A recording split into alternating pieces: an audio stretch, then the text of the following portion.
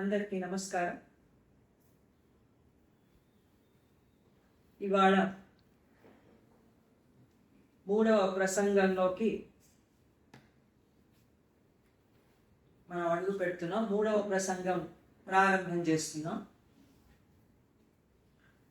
మనం శ్రీ అరవిందుల the essays on the Gita గ్రంథాన్ని అధ్యయనం చేస్తున్నాం. వారు గీతా వ్యాఖ్యానం ఏం చేశారో తెలుసుకుంటున్నాం. వారందులో గీతా వ్యాఖ్యానం అంతా వ్యాసాల రూపంలో ఉన్నది. ఆ వ్యాసాల క్రమాన్ని అనుసరించే మనం కూడా ఇక్కడ ప్రతి ప్రసంగంలో దాని ఆధారంగానే మనం చెప్పుకుంటాం.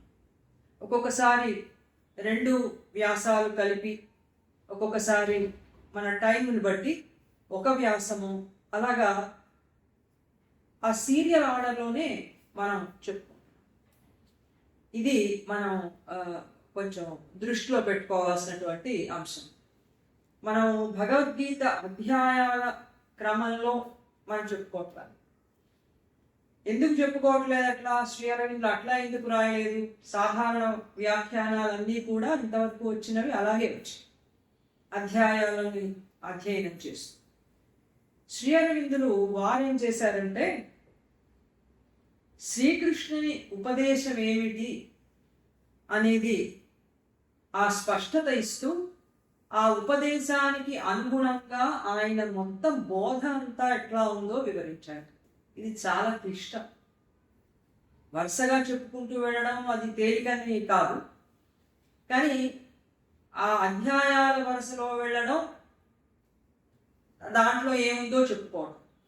కానీ శ్రీ అరవిందులు ఇక్కడ వారేం చేస్తున్నారు, శ్రీకృష్ణుడు సమన్వయం చేసినటువంటి విధానాన్నంతటినీ కూడా వివరిస్తూ, ఆ సమన్వయాన్నంతటినీ కూడా మనకి చూపిస్తూ, తద్వారా అర్జునుడికి ఎటువంటి కర్తవ్యోపదేశం ఆయన చేశాడు, ఆ కర్తవ్యోపదేశం ప్రపంచానికి కూడా ఎలా పనికొస్తుంది, వ్యక్తికి ఎట్లా పనికొస్తుంది అనేది శ్రీ అరవిందుల యొక్క లక్ష్యం. కాబట్టి వారు ఆ విధమైనటువంటి ధోరణితో వ్యాసాలు రచించారు.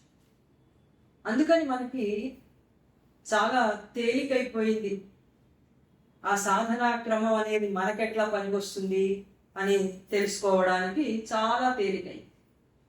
గీతలో ఆధ్యాత్మికమైనటువంటి అనేక అంశాలు చాలా ఉన్నాయి. అవన్నీ కొంత సంక్లిష్టంగా, ఎందుకంటే గీత ఒక ఆర్గ్యుమెంట్ చేస్తూ వెళ్ళింది, ఒక విషయాన్ని వివరిస్తూ వెళ్ళింది. ఆ వివరిస్తూ వెళుతున్నప్పుడు కొన్ని సత్యాలు ఒక చోట, కొన్ని మరొక చోట, ఇంకా కొన్ని ఇంకొక చోట, అట్లా ఉండటం జరిగింది. వీటన్నింటినీ సమన్వయం చేసుకుంటే తప్ప శ్రీకృష్ణుడి ఉపదేశం స్పష్టత మనకి తెలియదు. అంత గొప్ప పని చేశారు శ్రీ అరవిందులు. ఎంత కష్టం సమన్వయం చేయడం అంటే. సమన్వయం చేయాలంటే పరిపూర్ణమైనటువంటి సత్యం ఏమిటో తెలిసి ఉండాలి. హోల్ ట్రూత్ అనేది ఒకటి తెలిసి ఉండాలి. తెలిసి అందులో పరస్పరం విభిన్నంగా కనిపిస్తున్నటువంటి ఈ అంశాలన్నీ కూడా ఇవి ఎట్లా సింథసైజ్ అవుతాయి అనేది తెలిసి ఉండాలి. అట్లాంటి సింథసిస్ శ్రీకృష్ణుడు గీతలో చేసిన దాన్ని శ్రీ అరవిందులు కూడా దాన్ని అంత స్పష్టంగా చెప్పటం జరిగింది. అందుకని మనం అధ్యయనం చేస్తున్నది శ్రీ అరవిందుల యొక్క ఎస్సేస్ ఆన్ ద గీత. ఇప్పుడు మనం ఇవాళ చెప్పుకోబోతున్నటువంటి ఈ ప్రసంగంలో ఏం అంశాలు చెప్పుకుంటున్నాం అంటే, శ్రీకృష్ణుడి సమాధాన వైఖరి ఏమిటి చెప్పుకుంటున్నాం. అర్జునుడు అడుగుతున్నటువంటి ప్రశ్నలకి ఆయన ఇస్తున్నటువంటి సమాధానం ఎట్లా ఉంది అదొకటి చెప్పుకుంటున్నాం. ప్రాపంచిక మానవుడి మనస్తత్వం ఎట్లా ఉంటుంది, ప్రాక్టికల్ మ్యాన్ ఎట్లా ఆలోచిస్తాడు, అది ఒకటి వస్తుంది. తర్వాత శ్రీకృష్ణుని యొక్క ఈ టీచింగ్ అంతా, ఆయన ఉపదేశం అంతా కూడా ఏ ప్రయోజనాల కోసం చేశాడు. ఆయన 3 రకాలైనటువంటి ఆబ్జెక్ట్స్ ఫుల్ఫిల్ చేశాడు అని శ్రీ అరవిందుడు మనకి ఎస్సేస్ ఆన్ ద గీతాలో చెప్పారు. 3 ప్రయోజనాలు నెరవేర్చింది గీత, అది ఇచ్చింది ఆ ఉపదేశంలో అని చెప్పారు. అది మనం చెప్పుకుంటాం. తర్వాత గీతకి సాంప్రదాయమైనటువంటి వ్యాఖ్యానాలు ఏమొచ్చాయి, ఆధునికులు ఎట్లా దాన్ని వ్యాఖ్యానం చేశారు అని చెప్పారు.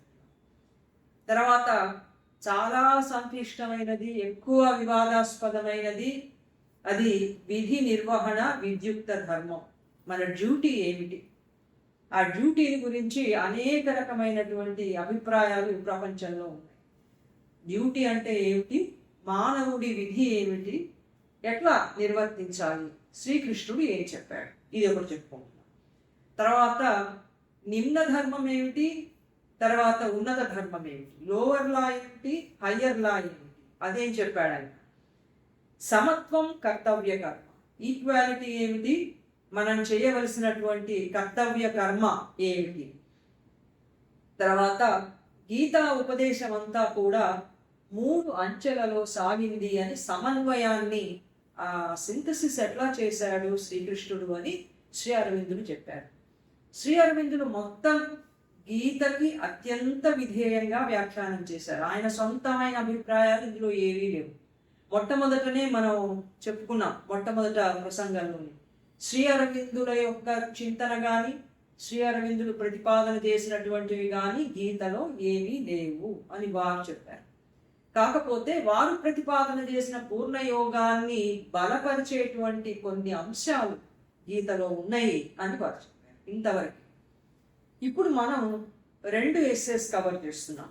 ఒకటి the human disciple, 2 the core of the teaching. శ్రీకృష్ణుని యొక్క ఉపదేశ సారమేమిటి, అర్జునుడు శిష్యుడు, ఆ శిష్యుడు ఏం అడిగాడు, ఏం జరుగుతుంది, ఇది ఇవాళ మనం చెప్పుకోదలుచుకున్నటువంటి అంశం. అర్జునుడు అడుగుతున్నటువంటి ప్రశ్న, ఆయన పాపమా, యుద్ధం పాపం కదా, ఇది అధర్మం కదా, ఇది నాకు చాలా బాధ కలిగిస్తోంది, నేను ఇదంతా చెయ్యలేను అని ఒక నైతిక దృక్పథం ఆయనలో కొద్దిగా చెలరేగి యుద్ధానికి ఆయన విముఖుడయ్యాడు. ఇది స్థితి. ఇప్పుడు శ్రీకృష్ణుడు అర్జునుడి ప్రశ్నలకి ఆయన ఏం సమాధానం చెప్తాడు, అది మనం ఇప్పుడు చూస్తాం. అర్జునుడు అడుగుతున్నది ఇప్పుడు నేనేం చేయాలి అని అడుగుతున్నాడు, అంతేగాని ఈ వరల్డ్కి సంబంధించినటువంటి రహస్యం ఏంటి, జీవితం యొక్క రహస్యం ఏమిటి అని అడగట్లేదు. ఏమిటి జీవితం, ఎందుకు వచ్చింది, ఏమిటి సీక్రెట్, ఈ జీవితం ఇట్లా ఉండడానికి అని అడగట్లేదు. ఇప్పుడు ఇంత సంక్షోభం వచ్చింది, నన్ను ఏం చేయమంటావు చెప్పు. కార్పణ్య దోషోపహత స్వభావ పృచ్ఛామి త్వాం ధర్మ సమూఢ చేతాహ అన్నాడు. అందుకని చాలా నేను దుర్బలమైనటువంటి దాంతో, నేను బలహీనతతో బాధపడుతున్నాను. అంటే నరాల దుర్బలత ఏం కాదు, మనో దుర్బలత, చాలా బాధపడుతున్నానేది, ఏం చేయాలో తెలియదు. శిష్యస్తేహం షాధిమాం త్వాం ప్రపన్నం, నేను నీకు శిష్యుణ్ణి శరణు వేడుతున్నాను, నాకు దారి చూపించమని ఆయన అడిగాడు. అడిగినప్పుడు ఇప్పుడు ఆయన శ్రీకృష్ణుడి సమాధానం చెప్పేటువంటి పద్ధతి ఎట్లా ఉందంటే, అర్జునుడు జీవిత రహస్యం అడగట్లా, ప్రపంచ రహస్యం అడగట్లా, అయినా కూడా ఈ జీవితానికి సంబంధించినటువంటి ఒక జ్ఞానాన్ని శిష్యుడికి ఇవ్వాలి అని ఆయన అంటున్నాడు. నాకు ఏబిసిడీలే చాలు అని అంటుంటే, వద్దురా నాయన, ఏబిసిడి తర్వాత ఇంకా చాలా ఉంది, కూర్చో నేను చెప్తాను నీకు అంటే, ఉన్నవాళ్ళు ఉంటారు, వెళ్ళిపోయిన వాళ్ళు వెళ్ళిపోతారు, చెప్పలేము ఎంతమంది ఉంటారు, అటు ఇటు తిరిగి చూస్తే ఎవరో ఒకళ్ళే ఉండొచ్చు. ఎందుకంటే ప్రాక్టికల్గా నాకు ఏం కావాలి చెప్పమని ఆయన అడుగుతున్నాడు. అయితే అర్జునుడు పాటించాల్సినటువంటి ధర్మం ఏమిటి శ్రీ అరవిందులు చెప్తున్నారు. శ్రీ అరవిందులు రాస్తూ ఉన్నప్పుడు మధ్య మధ్యలో శ్రీకృష్ణుడు చెప్పినటువంటి అత్యున్నతమైనది ఏముందో అది స్పష్టం చేసేస్తారు. అక్కడ స్పష్టం చేసి తర్వాత మిగతా ఇంటర్ప్రిటేషన్కి వెళుతూ ఉంటారు. శ్రీ అరవిందులు ఏమన్నారంటే, ఇప్పుడు అర్జునుడు చేయవలసినటువంటి ధర్మం ఏమిటి అని అంటే, అది ఒకటే ఒకటి, అది దైవ చైతన్యంలో జీవిస్తూ దైవం చెప్పినట్టుగా కర్మ చేయటం, ఆ చైతన్యంలో జీవిస్తూ కర్మ చేయటం ఒకటే ఆయన చిట్ట చివరి ధర్మం. ఇక మిగిలిన ధర్మాలన్నీ కూడా ఆయన వదిలిపెట్టాలి అనేదే శ్రీకృష్ణుని యొక్క అభిప్రాయం. కాబట్టి ఆ ధర్మం వైపుగా తీసుకువెళ్తున్నాడు. చిట్ట చివర మహావాక్యం, చరమవాక్యం మనం ఎప్పుడూ కూడా గుర్తుంచుకుని ఆ వాక్యం వైపుకి ఎట్లా ఆయన తీసుకువెళ్ళాడు అర్జునుణ్ణి, ఎటువంటి ఉపదేశం చేస్తూ జ్ఞానం వైపుకి తీసుకువెళ్ళి ఆ ఫైనల్ ఆ వాక్యం ఉందే చరమవాక్యం, మహావాక్యం, దాని దగ్గరికి ఎట్లా తీసుకెళ్ళాడు అది చెప్తున్నాడు. అందుకని అన్ని ధర్మాలు వదిలిపెట్టేసి నా ధర్మానికి మాత్రం నువ్వు వస్తే చాలు, నేను పాపం నుంచి విముక్తిని చేస్తాను, నీకు మోక్షం వస్తుంది, నీకు ఏ భయము లేదు అని. ఇది చరమవాక్యం. ఈ చరమవాక్యం అర్జునుడికి అవగాహన కావడానికి ఇక మిగతా 17, 18 మిగతా అధ్యాయాలన్నీ కూడా చెప్పుకుంటూ వచ్చాడు. అందుకని దైవ చైతన్యంలో జీవిస్తూ కర్మ చేయడం అనేదే ఆచార్యుని యొక్క అభిప్రాయం. అందుకని ఆ కర్మ చేయాలంటే మానవుడికి కావలసింది జ్ఞానం కావాలి. జ్ఞానంతో కర్మ చేయటం ఎట్లాగో శ్రీకృష్ణుడు చెప్తున్నాడు. ఇప్పటిదాకా అర్జునుడు చేసినటువంటి యుద్ధాలన్నీ అజ్ఞానపు ప్రయోజనం కోసం, అహంకార ప్రేరేపణతో జరిగాయి. ఆయన సాత్వికుడు, మంచివాడు, ధర్మం కోసమే యుద్ధాలు చేశాడు. అయినా కూడా సాత్విక స్థితిలో కూడా అహం అనేది చాలా ప్రబలంగా ఉంది.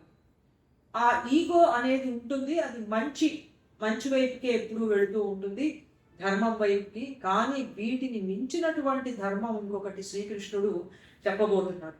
అందుకని అర్జునుడికి కావలసినటువంటి జ్ఞానాన్ని ముందు ఇస్తే, ఆ జ్ఞానం తెలుసుకుంటే, ఆ జ్ఞానంలో ఉంటూ అప్పుడు కర్మ చేయటం అనేది స్పష్టంగా అర్జునుడికి తెలుస్తుంది. జ్ఞానంతో కర్మ చేయాలనే విషయాన్ని శ్రీకృష్ణుడు ఇప్పుడు చెప్తాడు. అందుకని జ్ఞానాన్ని గురించి సెకండ్ అధ్యాయంలో మనకి, 2వ అధ్యాయంలో మనకి సాంఖ్య యోగం గురించి వస్తుంది.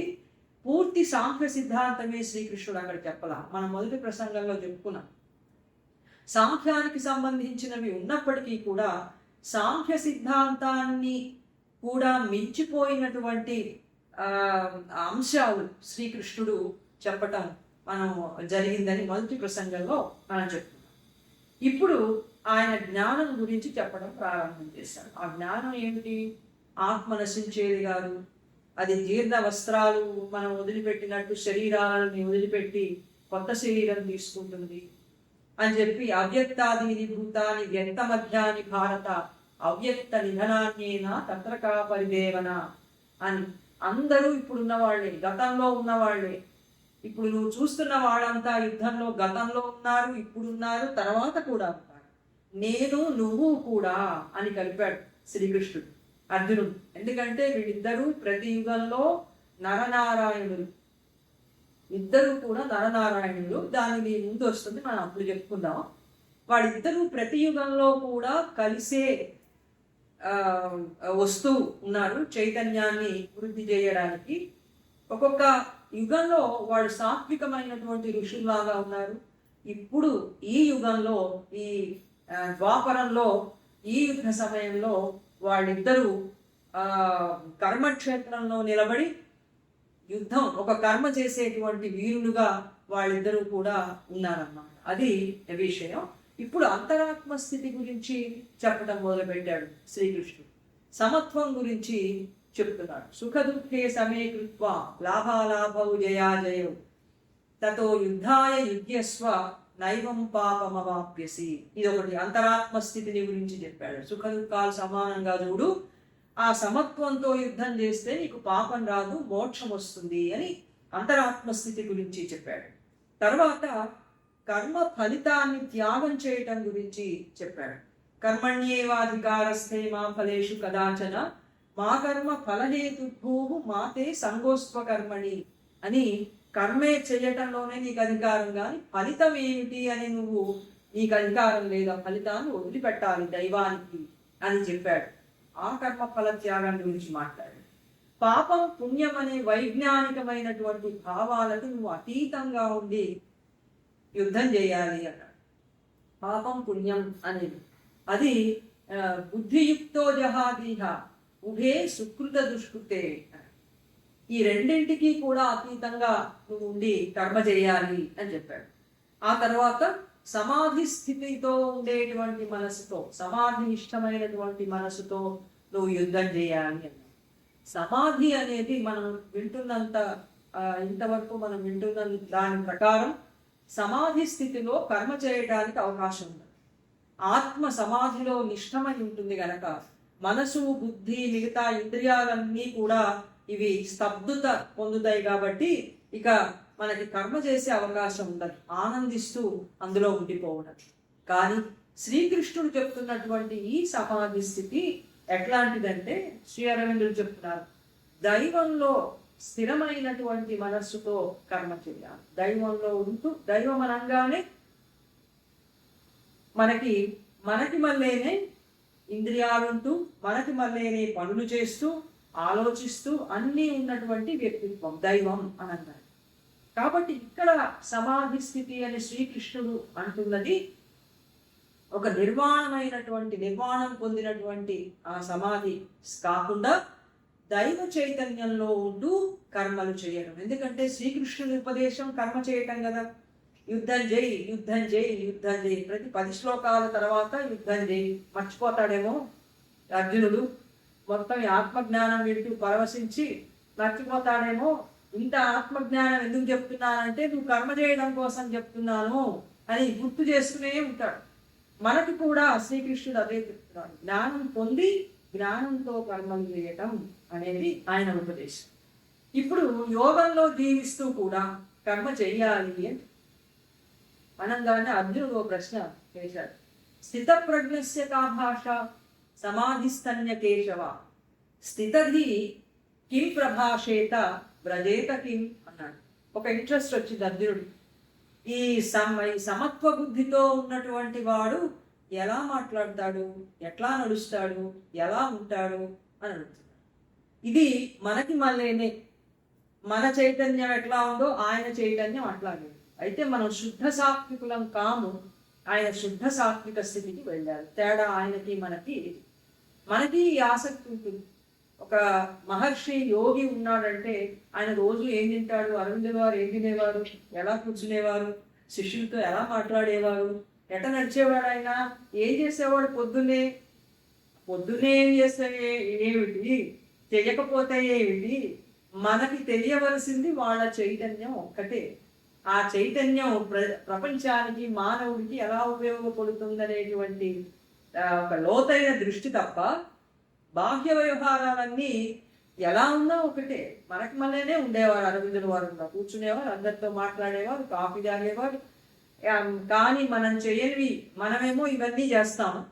ఆయన చేసేదంతా కూడా ప్రపంచానికి సంబంధించినటువంటి చైతన్యాన్ని ఇవ్వడానికి ఆయన తపస్సమాధిలో ఆయన ఉండేవారు. ఆయన చేసేది మనకు చేతగానిది. మనం అంటే ప్రపంచం. కారణం ఏంటంటే మనం ఇవల్యూషన్లో ఈ చైతన్యంలో ఉన్నాం కనుక. కానీ ఈ చైతన్యంలోనే ఇలా ఉండడం కాదు, మనం తప్పనిసరిగా వృద్ధి పొందాలి అనేదే ఉపదేశం. ఇప్పుడు అర్జునుడు ఆ ప్రశ్న అడిగిన తర్వాత శ్రీకృష్ణుడు దానికి ఏం సమాధానం చెప్పకుండా ఆయన ఏమంటున్నాడంటే, మళ్ళీ ఏం కర్మ చేయాలి, కర్మ వెనకాల ఆత్మ స్థితి ఎట్లా ఉండాలి, ఇవన్నీ ఆయన చెప్తున్నాడు. ఇక యుద్ధం మాట ఆ క్షణంలో ఆయన ఎత్తగా. ఇది విన్న తర్వాత ఇంకా కొద్దిగా ఆయన బోధ సాగింది జ్ఞానాన్ని గురించి. అది విన్న తర్వాత అర్జునుడికి ఒక రకమైనటువంటి సందిగ్ధత వచ్చింది. మొట్టమొదటేమో యుద్ధం చేయి అన్నాడు. తర్వాత ఏమో బుద్ధియోగంతో ప్రారంభించి ఆత్మజ్ఞానం ఇట్లా ఉంటుంది, సమత్వం ఇట్లా ఉంటుంది, ఇదంతా చెప్తున్నాడు. ఆ చెప్తుంటే ఏమనిపిస్తోందంటే, ఇప్పుడు జ్ఞానం గొప్పదిగా ఉన్ను పని కంటే అనిపిస్తుంది. కర్మ అంటే పని, అది ఏ పనైనా కావచ్చు, వర్క్. కాబట్టి జ్ఞానం కంటే కర్మే గొప్పదిగా ఉన్ను అనిపిస్తోంది శ్రీకృష్ణుడు చెప్తున్నటువంటి పద్ధతి చూస్తుంటే. అందుకని ఆయన అడిగాడు అర్జునుడు, ధ్యాయసీ చేత్ కర్మణస్తే మతా బుద్ధి జనార్దన తత్ కిం కర్మణి ఘోరేమాం నియోజయసి కేశవ అన్నాడు. జ్ఞానమే గొప్పది అనేటట్లయితే నువ్వు చెప్తున్న దాని ప్రకారం నన్ను ఇంత ఘోర కర్మలు ఎందుకు నియోగిస్తున్నావు, ఎందుకు చేయమంటున్నావు నన్ను ఇంత భయంకరమైనటువంటి కర్మని అని అడిగి వ్యామిశ్రేణైవ వాక్యేన బుద్ధిం మోహయసీవమే తదేకం వద నిశ్చిత్య ఏన శ్రేయోహమాహ్నుయా. నీ మాటలన్నీ నన్ను మోహ పెడుతున్నాయి. కాసేపు జ్ఞానం గొప్పదంటావు, కాసేపు యుద్ధం చేయమంటావు, నన్ను ఏం చేయాలో నాకు తెలియకుండా ఉంది. అందుకని ఏదో ఒకటి నిశ్చయించి నాకు చెప్పు ఏం చెయ్యాలో. అయితే యుద్ధం చేయమని చెప్పు, లేకపోతే జ్ఞానంతో నువ్వు జీవించు అని చెప్పు. మరీ మంచిది, నేను అదే కోరుకుంటున్నాను, యుద్ధం నుంచి ఎప్పుడు వెళ్ళిపోదామా అని. కాబట్టి ఏదో ఒకటి రెండిట్లో, జ్ఞానమా కర్మ, ఏదో ఒకటి నాకు నిశ్చయం చేసి చెప్పు అని ఆయన అడిగాడు. శ్రీ అరవిందులు ఇక్కడ ఓ చిన్న వ్యాఖ్యానం చేశారు. ఏంటంటే ప్రాపంచిక మానవుడు, ప్రాక్టికల్గా జీవించేటువంటి వాళ్ళం ఏమి అడుగుతూ ఉంటానంటే, ఇప్పటికిప్పుడు నేనేం చేయాలో చెప్పండి. సాధారణంగా భగవద్గీత గురించి మనం అడిగే ప్రశ్న కూడా ఇదే. డైలీ లైఫ్లో నేను గీతని ఎలా పాటించాలి? ఎందుకంటే అది రోజువారీ జీవితంలో ప్రాక్టికల్ గైడ్గా పనికొస్తుందేమో అని అనుకుంటాం మనం. కానీ రోజువారీ జీవితంలో మనకి ఇది పనికి రావడానికి ఇది నైతికమైన శాస్త్రం కాదు. ఇప్పుడున్న మన కాన్షియస్నెస్కి గీత మనకి ఏమి ఉపయోగం లేదు, మనం ఉపయోగించుకోలేము. మనం ఎప్పుడు ఉపయోగించుకోవాలి? గీత చెప్తున్నటువంటి అత్యున్నత ఆధ్యాత్మికమైన జ్ఞానానికి వెళ్ళటం ఎట్లాగో సాధన అంతా అందులో ఉంది. అందులో అదంతా చేసిన తర్వాత ఆ జ్ఞానంతో అప్పుడు మనకి పని ఎలా చేయాలో తెలుస్తుంది. అప్పుడు మనకి గీత హెల్ప్. ఇప్పుడున్న మన అజ్ఞాన చైతన్యానికి గీతని ఎలా ఉపయోగించుకుంటామంటే, ఏదో పూర్వం చెప్పేవాడు, రామాయణ గ్రంథం పట్టుకుపోయి, మనకందరికీ తెలుసు, చదువుకో బాగా పనికి వస్తుంది అని గురువు గారు ఇస్తే పట్టుకుపోయి తెల్లారొచ్చి చాలా బాగుందండి, బాగా పనికొచ్చింది. ఎట్లా పనికి వచ్చింది, చదివే ఉంటాను నువ్వు అంటే, చదవలేదండి, తల కింద పెట్టుకున్నాను, అసలు నాకు నిద్రే పట్టదు, ఎంత సుఖంగా నిద్ర పట్టిందో చెప్పలేను నేను, చాలా బాగా పనికి వచ్చిందండి రామాయణం నాకు. అంతే ఉపయోగించుకోగలను. అంతకంటే గొప్పగా మనం ఉపయోగించుకోలేము గీతను. ఎందుకంటే మన కాన్షియస్నెస్ ఇగ్నోరెన్స్లో ఉంది కాబట్టి. అందుకని ఈ ప్రాపంచిక మానవుడు ఏం చేస్తాడంటే, ప్రపంచ జీవితం నీకు పనికొస్తుంది అంటే అట్లాగైనా జీవిస్తానంటాడు. లేదు, ప్రపంచాన్ని వదిలిపెట్టి సన్యాసం స్వీకరించు అంటే అట్లాగైనా చేస్తాను అంటాడు. అంతేగాని ప్రపంచంలో మనం జీవిస్తూ కూడా, పనులు చేస్తూ కూడా మనకున్న కాన్షియస్నెస్ కంటే హయ్యర్ కాన్షియస్నెస్తో ఉండి మళ్ళీ మనం పనిచేయడం అనేది ప్రాక్టికల్ మ్యాన్కి చాలా కష్టంగా, అయోమయంగా ఉంటుంది. ఇది ఎట్లా సాధ్యం అవుతుంది? నేను ఆత్మజ్ఞానంతో నా పని చేయమంటే నా పని యథాప్రకారం అజ్ఞానంతోనే చేసి ఆత్మజ్ఞానంతో చేస్తున్నాను అనే భ్రమలోనైనా మనం అంతే. అందుకని ప్రాపంచికమైనటువంటి మానవుడికి ఇది కన్ఫ్యూజన్గా ఉంటుంది. జీవితంలో మామూలు పనులు మనం చేసేవి కూడా, మన వృత్తి ధర్మాలు కానీ ఉద్యోగాలు కానీ అన్నీ ఆత్మజ్ఞానంతో ఎట్లా చేస్తా నేను, అది అయోమయంగా ఉంటుంది. అట్లా చేయటానికి అవకాశం ఉందని, అలా చేయటమే మానవుడి కర్తవ్యమని, అందుకే మానవుడు పుట్టాడని గీతలో శ్రీకృష్ణుడు చెప్పబోతున్నాడు అని శ్రీ అరవిందులు ఈ వ్యాఖ్యానం చేసి ఇప్పుడు శ్రీకృష్ణుడు చెప్పేటువంటి టీచింగ్ 3 ఆబ్జెక్ట్స్ని ఫుల్ఫిల్ చేయాలి అని అన్నారు శ్రీ అరవిందులు. ఇంత స్పష్టంగా మనకి ఏ వ్యాఖ్యానాల్లో కనపడదు. శ్రీకృష్ణుని ఉపదేశం 3 రకాలుగా మనకి పని వస్తుంది. ఎట్లాగా? ఈ లోవర్ లైఫ్ నుంచి హయ్యర్ లైఫ్లోకి అర్జునుడిని తీసుకెళ్ళాలి. ఇప్పుడు ఆయన కర్తవ్యం అని. లోవర్ లైఫ్ నుంచి హయ్యర్ లైఫ్కి అర్జునుడిని తీసుకెళ్ళాలి. ఎస్ఎస్ ఆన్ ద గీతాలో శ్రీ అరవిందుడు రాశారు, to lift him up out of this lower life into higher consciousness, out of ignorant attachment to action into that which transcends and yet originates and orders action out of ego into self. So ఇప్పుడు మనం అహం నుంచి పనిచేస్తున్నాం, అహం ప్రయోజనాల కోసం పనిచేస్తున్నాం. ఈ స్థితి నుంచి మనకి శ్రీకృష్ణుడు ఆత్మ చైతన్యం నుంచి పనులు చేసే విధంగా మనని అంత ఉన్నతమైనటువంటి కాన్షియస్నెస్కి తీసుకెళ్ళాలి. ఇది ఫస్ట్ ఆబ్జెక్ట్ అన్నాడు. ఇక రెండవది, అర్జునుడు అడుగుతున్నాడు, నాకు ఇప్పుడు ఉన్నటువంటి కాన్షియస్నెస్కి నాకు చాలా బాధగా ఉంది ఈ కర్మ చేయడం, ఈ కర్మ నేను చెయ్యలేను అని అంటే, లేదు నువ్వు యుద్ధం చెయ్యాలి అంటే ఇప్పుడు అర్జునుడికి ఒక కొత్త కర్మధర్మాన్ని ఆయన ఇవ్వాలి. ఒక పని చేసేందుకు ఒక కొత్త లా ఇవ్వాలి. ఇప్పుడు ఉన్నటువంటి లాస్ అర్జునుడికి తృప్తి కలిగించట్లా. నువ్వు క్షత్రియుడివి, యుద్ధం చేయి, అనాని దృష్టం అస్వర్గ్యం అకీర్తికరం అర్జున అంటే కూడా ఆయనకు తృప్తి కాదు. నువ్వు యుద్ధం చేయకపోతే ఇది అనార్యులు చేసేటువంటి పని, పెద్దలు చేసేటువంటి, శ్రేష్ఠులు చేసేటువంటి పని కాదు, స్వర్గం రాదు నువ్వు యుద్ధం మానేస్తానంటే క్షత్రియుడు కాబట్టి. అది ఇది అకీర్తి. నీకు అందరూ కూడా నీ గురించి ఏమనుకుంటాడు, పిరికి పందలాగా పారిపోయాడు యుద్ధం నుంచి అని అనుకుంటారు అందరూ. ఇన్ని నష్టాలున్నాయి అని చెప్తే కూడా అర్జునుడికి సంతృప్తి కలగదు. అనుకుంటే అనుకోని, చంపితే నన్ను వాడు చంపని, నాకు అదే శ్రేయస్కరం, నేను మాత్రం చెయ్యను అంటున్నాడు. అంటే ఆయనకి ఇప్పుడు ఆయన పని చేయడానికి ఒక కొత్త ఉన్నతమైన ధర్మాన్ని శ్రీకృష్ణుడు ఇస్తే అది ఆయనకి తృప్తి కలిగితే అప్పుడు ఆయన మళ్ళీ కర్మలో నిమగ్నమవుతాడు.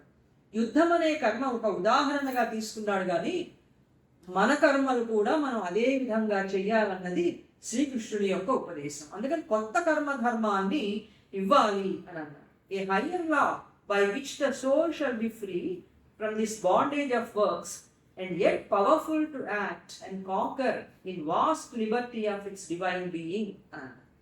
అత్యున్నతమైనటువంటి అజ్ఞానం నుంచి విముక్తమైన అంతరాత్మ స్వేచ్ఛలో పనిచేయటం అనేది అర్జునుడికి ఇప్పుడు ఇవ్వవలసినటువంటి ధర్మం. అది ఎట్లా వస్తుందో చెప్పటం సవివరంగా 18వ అధ్యాయం దాకా శ్రీకృష్ణుడు చేశాడు. ఇక మూడవ ఆబ్జెక్ట్ ఏమి ఫుల్ఫిల్ కావాలంటే,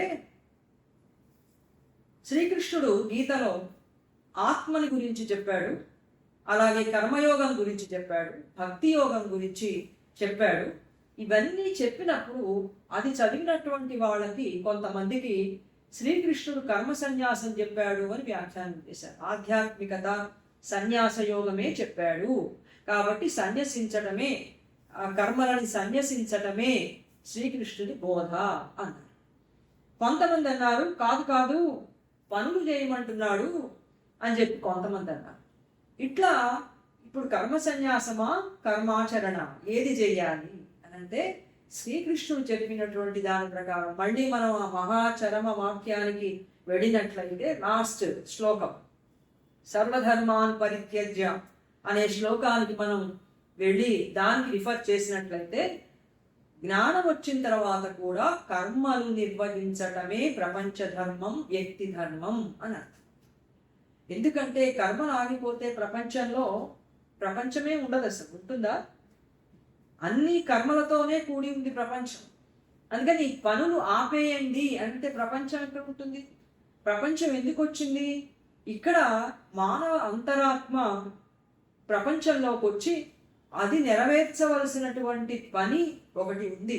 ఈ అజ్ఞాన చైతన్యంలో కూడా అంతరాత్మ విజయవంతంగా తను అత్యున్నతమైనటువంటి ఆత్మ చైతన్యం వైపుకి దైవంలో నివసిస్తూ పనులు చేయవలే అని అంటే అంతరాత్మ ఇక్కడ పనులు చేయాల్సిందే. పనులు ఆగిపోతే ఎట్లా? అంతరాత్మ ఫెయిల్ అయిపోతుంది. సావిత్రిలో చెప్పారు, అంతరాత్మలు ఫెయిల్ అయితే పైన రిజిస్టర్ ఉంటుంది ఒకటి, ఆ రిజిస్టర్లో నోట్ చేస్తారు ఫలానా అంతరాత్మ ఇవల్యూషన్లో ఈ వరల్డ్లోకి వెళ్ళింది, ఈ జన్మలో అంతరాత్మ తను చేయాల్సిన పనిని, తను పొందాల్సిన కాన్షియస్నెస్ని పొందకుండా ఫెయిల్ అయిపోయింది అని పైన నోట్ చేస్తారు. ఇది చిత్రగుప్తుడి చిట్టా లాంటిది కదా, అట్లా ఏముండవు, నరకాలు ఉండవు, పాప అట్లా కాదు. అంటే మన ప్రతి అంతరాత్మ ఒక బాధ్యతతో ఒక చైతన్యం, ఉన్నత చైతన్యం వైపుగా పోవడానికి వచ్చింది. అది ఫెయిల్ కాకూడదు అంటే ప్రపంచంలో కర్మలు నడుస్తూనే ఉండాలి. For the action be perform the world must fulfil for the action must be performed, the world must fulfill its cycles, and the soul of the human being must not turn back in ignorance from the work it is here to do.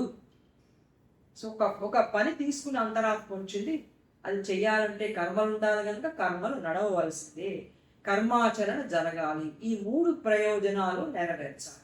అంటే నిమ్న చైతన్యం నుంచి ఉన్నత చైతన్యాన్ని తీసుకెళ్ళాలి, కర్మ చేయటానికి ఒక కొత్త దివ్య ధర్మాన్ని ఇవ్వాలి, కర్మలన్నీ కూడా దివ్య చైతన్యంతో ప్రపంచంలో నడిచేటట్లుగా చేయాలి. ఈ 3 ఆబ్జెక్ట్స్ కూడా శ్రీకృష్ణుని యొక్క ఉపదేశం ఫుల్ఫిల్ చేసింది అని చెప్పి శ్రీ అరవిందులు వ్యాఖ్యానం చేశారు. గీతని సాంప్రదాయ వ్యాఖ్యానాలు కొన్ని చేస్తూ ఇందాక అనుకున్నట్లుగా కర్మ సన్యాసాన్నే గీత బోధించింది. కానీ కర్మలు చేయమని కూడా చెప్పడం ఎందుకంటే ఆ సన్యసించడానికి ఒక క్రమశిక్షణ కావాలి కనుక క్రమశిక్షణకి కర్మలు తప్పనిసరిగా అవసరం కాబట్టి కర్మల ద్వారానే క్రమశిక్షణ కనుక కర్మలు చేయమని చెప్పింది చిత్తశుద్ధి కోసం తప్ప కర్మయోగం ప్రధానం కాదు గీతలో అని సాంప్రదాయ వ్యాఖ్యానాలు కొన్ని ఆ విధంగా వ్యాఖ్యానం చేశాయి. కానీ గీత సన్యాస శబ్దాన్ని వాడింది. ఎలా వాడింది, ఏ అర్థంలో వాడింది అంటే అంతరంగంలో ఉండేటువంటి వాటిని త్యాగం చేయటం అనే అర్థంలో సన్యాసం అనే మాటను వాడి అంతరంగంలో ఉండేటువంటి అహంకి సంబంధించినటువంటి వాటన్నిటినీ మనం త్యాగం చేయాలి. త్యాగం చేస్తే కానీ మన ఉన్నతమైనటువంటి ప్రకృతికి మనం వెళ్ళం. అందుకని ఆ అర్థంలో గీత ఉపయోగించింది అన్నారు శ్రీ అరవిందులు.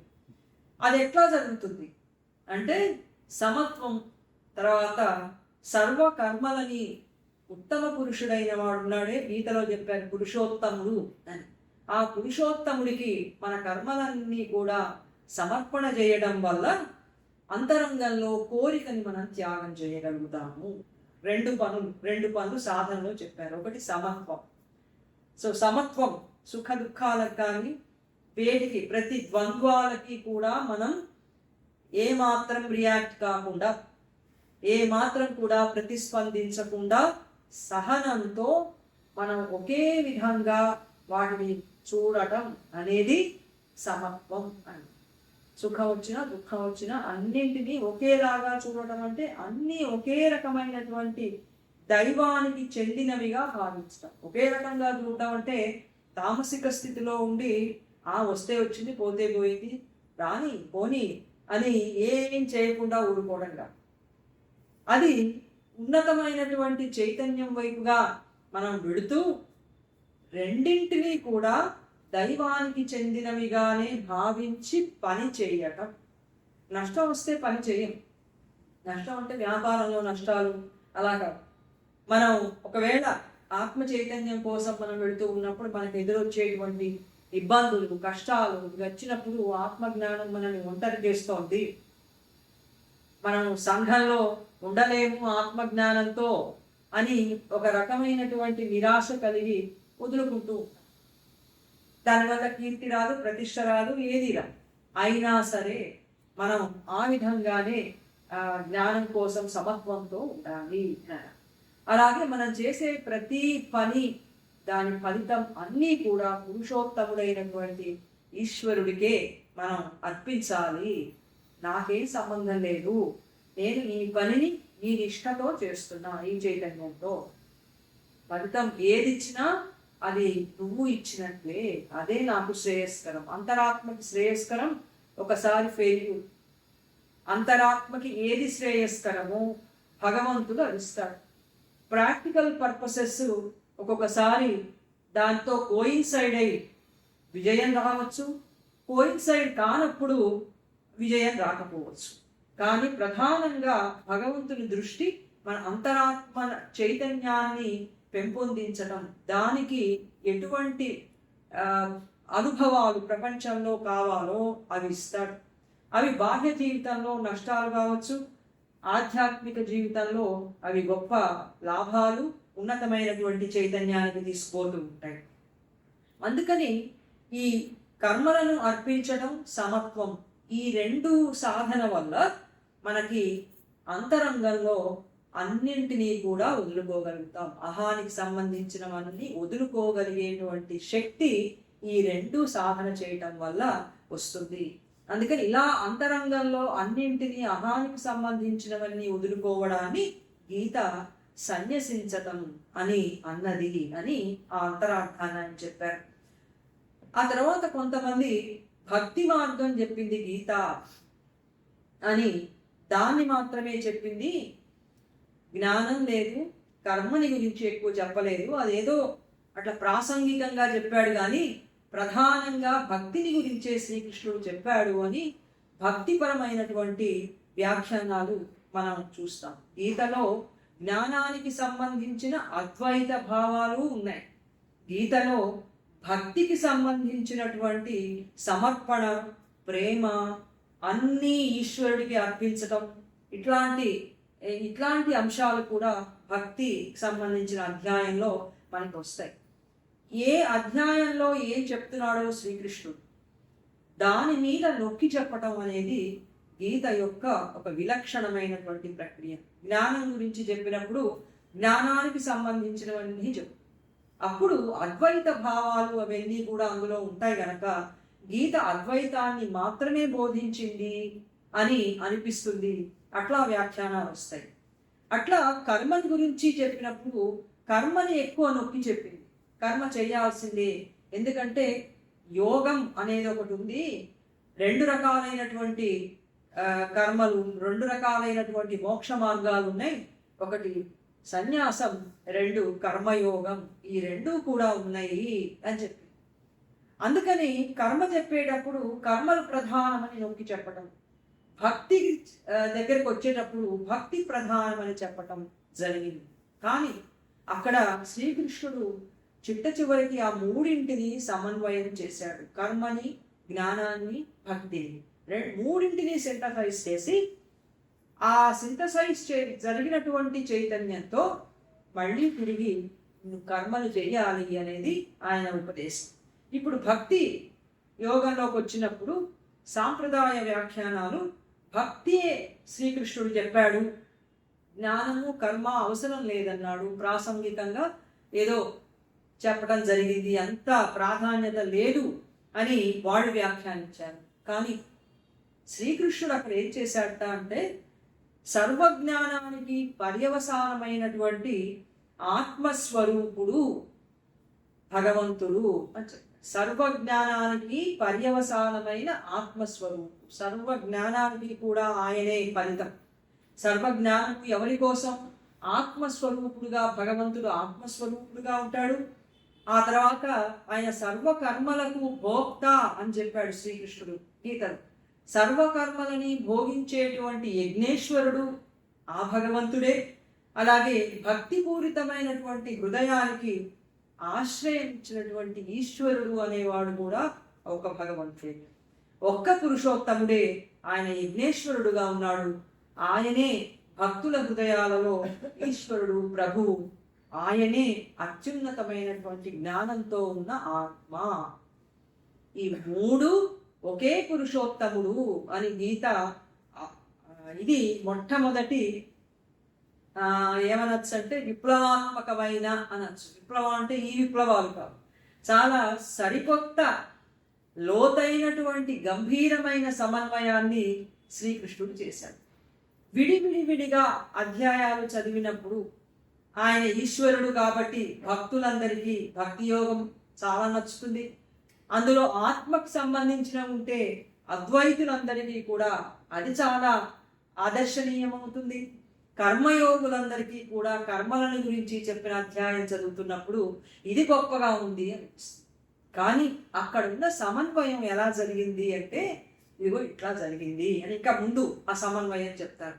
ఇక్కడ అద్వైతులు చెప్తున్నటువంటి ఆత్మ పురుషోత్తముడే, కర్మయోగులు చెప్తున్నటువంటి యజ్ఞేశ్వరుడు అన్నవాడు ఆ పురుషోత్తముడే, భక్తుల హృదయాలలో నివసించి ఉన్న ఈశ్వరుడనే భావన ఉందే ఆ ఈశ్వరుడు కూడా ఆ పురుషోత్తముడే, ఏమీ తేడా లేదు అని శ్రీకృష్ణుడు గీతలో చెప్పాడు.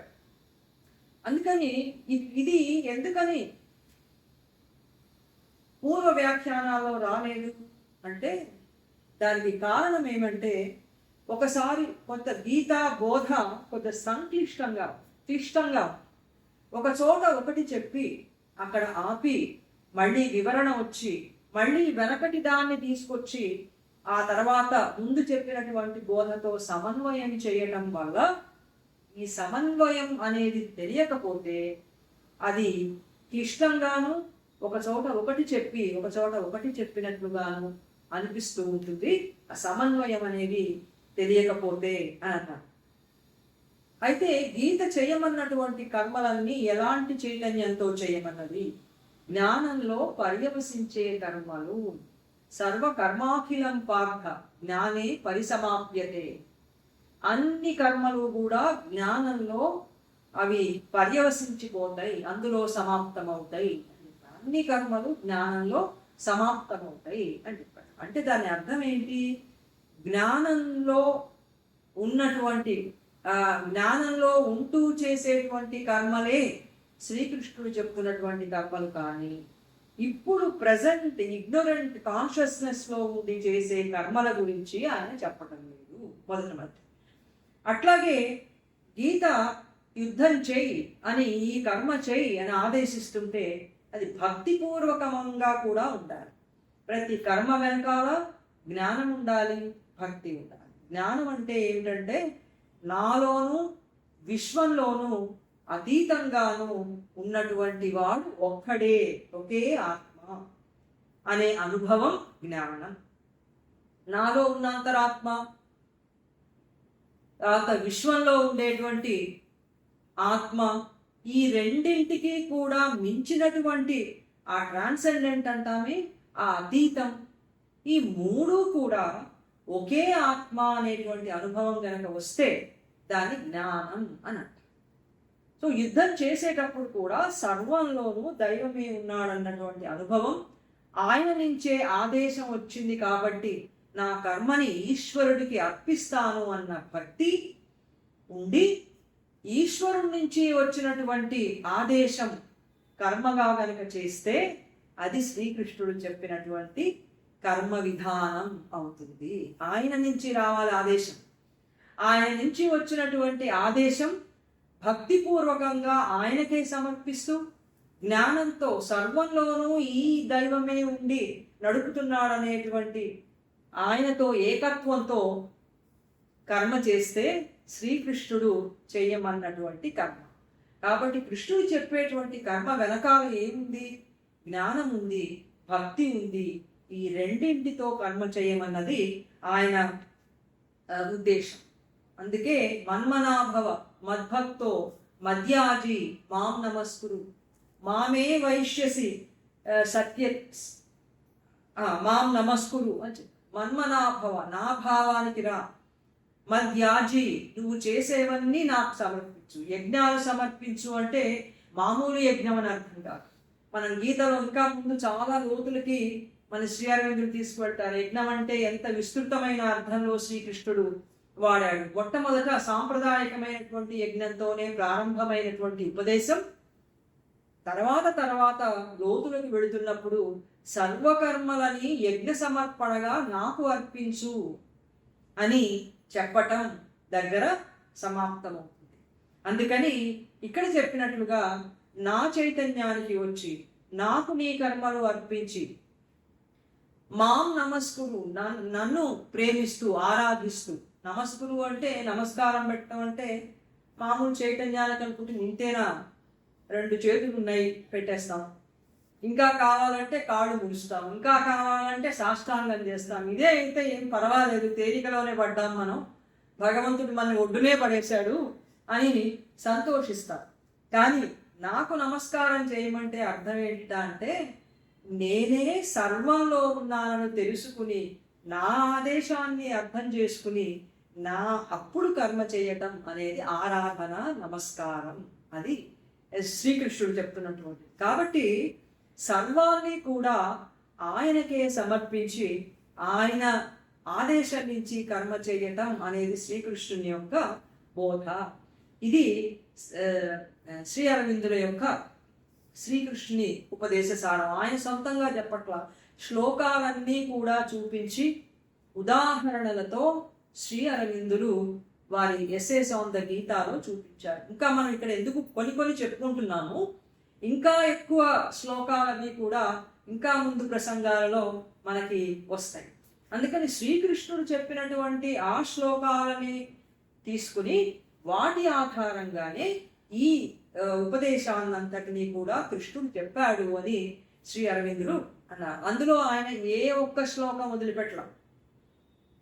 మనం ఏం గమనిస్తామంటే మొత్తం ఉపదేశం అంతా కూడా ఏ శ్లోకాన్ని వదిలిపెట్టకుండా, ఏ అధ్యాయానికి కూడా తక్కువ ప్రాధాన్యత అనేది కాకుండా మొత్తం అత్యున్నతమైనటువంటి ఆధ్యాత్మిక తాత్విక విషయాలు ఏం చెప్పాడు అన్నది శ్రీ అరవిందులు పరిపూర్ణంగా ఎస్సేస్ ఆన్ ద గీతాలో తీసుకొచ్చారు.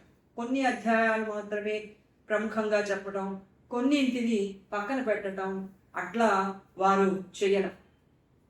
ఇట్లా ఇటువంటి విధంగా కర్మ చేయాలి, కర్మ వెనక జ్ఞానం భక్తి ఉండాలి అని చెప్పి ఆయన అన్నారు. ఆధునికులు ఎట్లా వ్యాఖ్యానించారు గీతని, అది కూడా శ్రీ అరవిందులు చెప్తున్నారు. ఆధునికులు ఎట్లా వ్యాఖ్యానించారంటే, గీత చెప్తున్నటువంటిది కర్మలు చేయమనే చెప్తోంది. ఆ కర్మలు ఎట్లాంటి కర్మలు? పరోపకార కర్మలు, తర్వాత దేశ సేవా కార్యక్రమాలు, సంఘానికి సంబంధించిన విధులు, ఇలాంటివన్నీ నైతిక ధర్మాలు, నైతిక ఆదర్శాలు, ఇలాంటివన్నీ చేయమని గీత సారం ఇదే. అంతేకాని గీతలో ఉండేటువంటి అద్వైత భావాలు కానీ, గీత చెప్తున్నటువంటి భక్తి కానీ, గీత చెప్తున్నటువంటి కర్మ యోగం కానీ ఇవేవి కూడా వాళ్ళు పట్టించుకోవాల, పక్కన పెట్టేసి ఆధునికుల వ్యాఖ్యానంలో వాళ్ళు గీత చెప్పింది ఈ కర్మలు చెయ్యమని అని వాళ్ళు వ్యాఖ్యానం చేశారు. అయితే గీత బోధిస్తున్నది మానవ కర్మని బోధించడం, అది దివ్య కర్మని బోధిస్తుంది. ఎక్కడ తేడా ఉంది అంటే, దైవం మనకి చెయ్యమని చెప్తున్నటువంటి పని దైవ చైతన్యంలో జరగాల్సిన పనే కానీ ఇప్పుడున్నటువంటి పరిమితమైన అజ్ఞాన చైతన్యంతో చేయాల్సింది కాదు. ఇది చాలా ముఖ్యమైనటువంటి. ఎందుకంటే గీత ఆచరణకి అవసరమైన నైతిక ధర్మాన్ని చెప్పే పుస్తకం కాదు. మన ప్రాక్టికల్గా ఇప్పుడున్నటువంటి కాన్షియస్నెస్లో ఏం చేయాలి అని చెప్పడానికి కావలసినటువంటి నైతికమైన బుక్ కాదని, నైతికత చెప్పే బుక్ కాదు. ఆ నీతిని గురించి చెప్పాలి అని అంటే ఎన్నో శాస్త్రాలు ఉన్నాయి, వేదాలు ఉన్నాయి, ఇతర పురాణ గ్రంథాలన్నీ ఉన్నాయి కదా. దానికి గీత ఎందుకు? ఇంకా ఉద్యోగం ఎట్లా చేయాలో చెప్పడానికి రూల్స్ ఉన్నాయి. ఆ రూల్స్ ప్రకారం పోతే సరిపోతుంది. ఉద్యోగం బాగానే చేస్తాం, చివరికి రిటైర్ అవుతాం, పెన్షన్ కూడా వస్తుంది. దానికి గీత ఎందుకు అవసరం లేదు.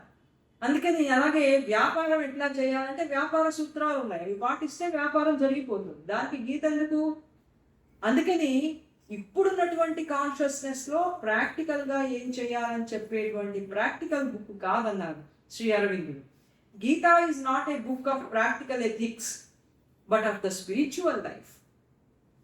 నేను గీత ఏం చెప్తోంది? ఆధ్యాత్మిక జీవితాన్ని గురించి చెప్తోంది, స్పిరిచువల్ లైఫ్ని గురించి చెప్తోంది.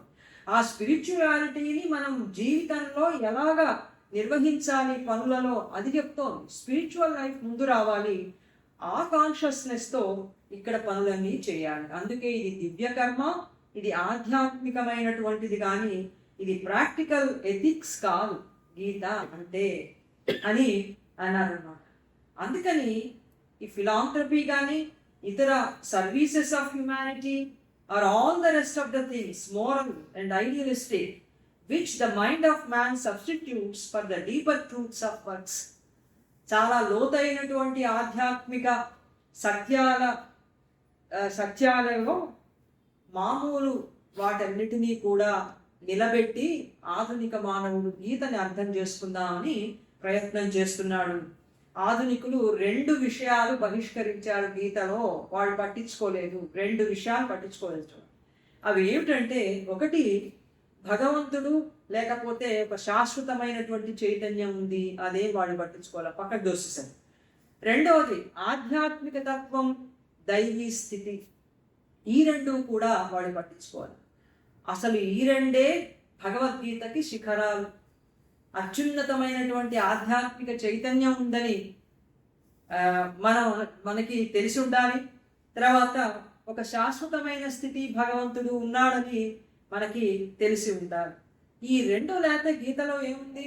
ఏమి లేవు. అన్నీ తీసేస్తే ఇంకేముంటుంది? ఏమి. అలాగా ఆధునికులు అన్నీ తీసేసి కేవలం మామూలు మనం చేస్తున్నటువంటి విధంగా ఈ చైతన్యంతో చేసేటువంటి పనులే చెయ్యమన్నది నిమ్న స్థితిలో ఉండి చెయ్యాలి. అటువంటి కర్మలే చెప్పింది గీత అని వాళ్ళందరూ కూడా ఆధునికులు అంటారు. అది సరి అయినటువంటిది కాదు. గీత ఇందాక చెప్పినట్లుగా అది స్పిరిచువల్ బుక్. ఆధ్యాత్మిక సత్యాలని ఆ మహా విషయాలని చెప్పేటువంటి పుస్తకం. దాని నుంచి మనం నేర్చుకోవాల్సింది ఆధ్యాత్మిక చైతన్యానికి ఎలా వెళ్ళాలి, వెళ్ళాక అక్కడి నుంచి పనులు ఎట్లా చేయాలి. పని చేయమని ఎవరు చెప్తారు? ఇప్పటిదాకా పని చేయమని మనలో ఉండే ఈగో చెప్తుంటే మనం చేస్తాం. ఈ పని చేయి, నీకు మంచిది, ఇది నీకు లాభం అని చెప్తుంటే అది ఎట్లా చెప్తుంటే అట్లా చేస్తాం. ఇప్పుడు ఈగో సెంట్రిక్గా కాకుండా మనం డివైన్ సెంట్రిక్గా మనం పనులన్నీ కూడా చేస్తాం. చెయ్యాలంటే ఈ జ్ఞానం అంతా కావాలి. ఆ తర్వాత విధి నిర్వహణ చేయమంది గీత అనేది ఆధునికుల చెప్పేటువంటి విషయం. నీ విధి నువ్వు అనాసక్తంగా నిర్వహించు. డిసింట్రెస్ట్నెస్ అంటాం కదా, ఇంట్రెస్టెడ్నెస్.